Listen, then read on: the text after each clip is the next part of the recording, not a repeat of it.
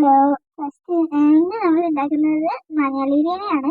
നമ്മൾ ആദ്യം ഡാൽഡ ഇട്ട് കൊടുത്തിട്ടുണ്ട്. അത് നമ്മൾ ചൂടായി വരുമ്പോഴത്തേക്കും സവാള ഇട്ട് കൊടുക്കാം. അതിന്റെ ഒപ്പം തന്നെ നമ്മൾ ഉപ്പിട്ട് കൊടുക്കാം കേട്ടോ.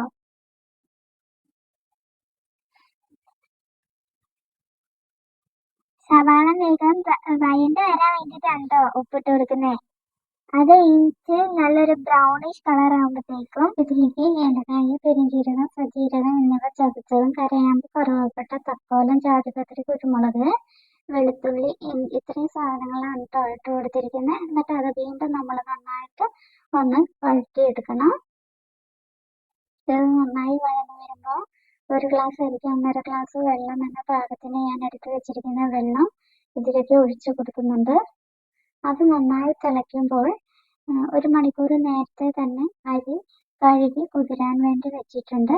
ആ അരി നമുക്ക് ഇട്ട് കൊടുക്കണം. പാകത്തിന് ഉപ്പും ചേർത്ത് കൊടുക്കണം. നന്നായി തിളച്ചിട്ടുണ്ട്. നേരത്തെ കുതിർത്ത് വെച്ചിരിക്കുന്ന അരി ഞാൻ ഇതിലേക്ക് ഇട്ട് കൊടുക്കുകയാണ്.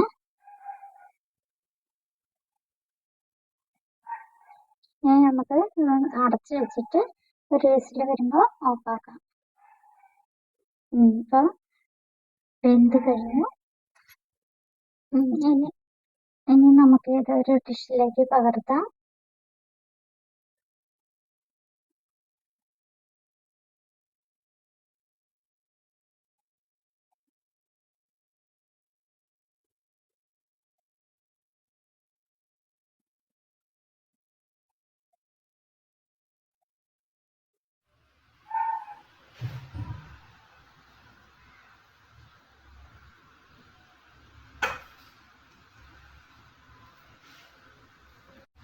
ഒരു സ്പൂൺ എസൻസും പാകത്തിന് നെയ്യും നമുക്ക് ചേർത്ത് കൊടുക്കാം.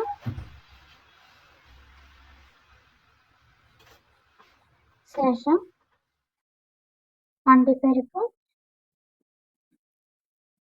കിസ്മിസും കൂടെ നമുക്ക് വറുത്ത് ഇതിലേക്ക് ഇട്ട് കൊടുക്കാം. അതിനുശേഷം നന്നായി ഇളക്കിയിട്ട് ചൂടോട് കൂടി തന്നെ നമുക്ക് സെർവ് ചെയ്യാവുന്നതാണ്. വളരെ പെട്ടെന്ന് തന്നെ കുക്കറിൽ നമുക്ക് ഇതേപോലെ ടേസ്റ്റി ആയിട്ടുള്ള ബിരിയാണി ഉണ്ടാക്കിയെടുക്കാം. കുട്ടികൾക്കൊക്കെ വളരെയധികം ഇഷ്ടമായിരിക്കാം. ഇവിടെ ഞാൻ ബിരിയാണി ഉണ്ടാക്കി കഴിഞ്ഞു. ഇനി നമുക്ക് ഇതൊരു പാത്രത്തിലേക്ക് സെർവ് ചെയ്യാം. നല്ല ടേസ്റ്റി ഫുഡാണ് കേട്ടോ.